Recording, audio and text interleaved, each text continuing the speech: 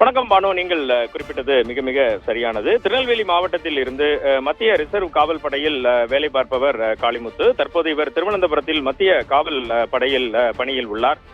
இந்தியாவின் பல்வேறு பகுதிகளிலும், குறிப்பாக ஜம்மு காஷ்மீர் போன்ற பகுதிகளில் வேலை பார்த்தவர் இவர். இவரது முகநூல் கணக்கில் சுமார் 4000 பேர் வரை இவரை பின்தொடர்கின்றனர். இவர் சுமார் 1000 பேரை பின்தொடர்கிறார்.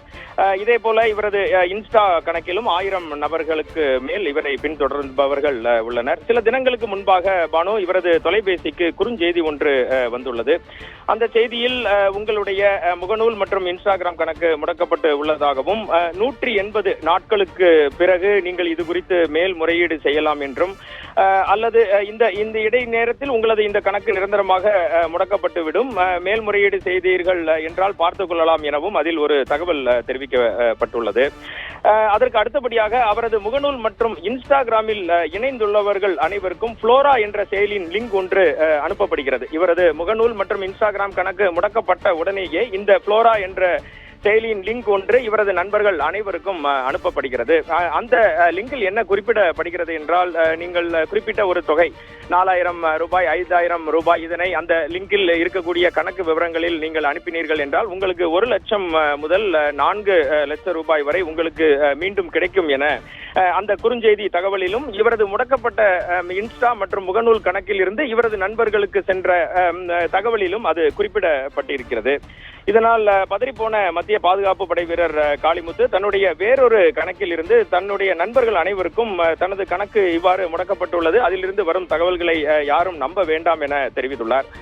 அதற்கு உள்ளாகவே அவரது நண்பர்கள் அனைவருக்கும், குறிப்பாக தென் மாவட்டங்களில் உள்ள அவரது நண்பர்கள் அனைவருக்கும் இந்த தகவல் பகிரப்பட்டுள்ளது.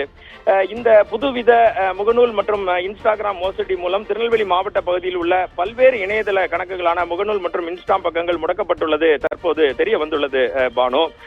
இதில் குறிப்பிடும்படியாக நீங்கள் அந்த செய்தியை பார்த்தீர்கள் என்றால், ஸ்டேட் பேங்க் ஆஃப் இந்தியா என்பதற்கு பதிலாக ஸ்டேட் பேங்க் ஆஃப் இந்தியன் என போலியாக குறுஞ்செய்திகள் ஸ்டேட் பேங்கினுடைய முகவரியையும் ஸ்டேட் பேங்குடைய சின்னத்தையும் லட்சணியையும் குறிப்பிட்டு இந்த குறுஞ்செய்திகள் அனுப்பப்பட்டு வருகிறது.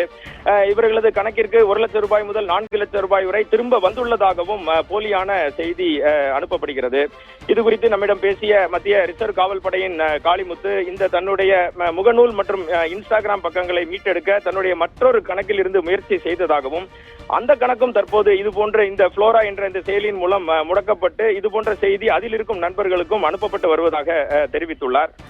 இது குறித்து தென் மாவட்டங்களில் இருக்கும் பல்வேறு நபர்களிடமிருந்து இது தொடர்பான புகார்கள் நமக்கு தொடர்ந்து வந்த வண்ணம் இருக்கின்றனர் பானு.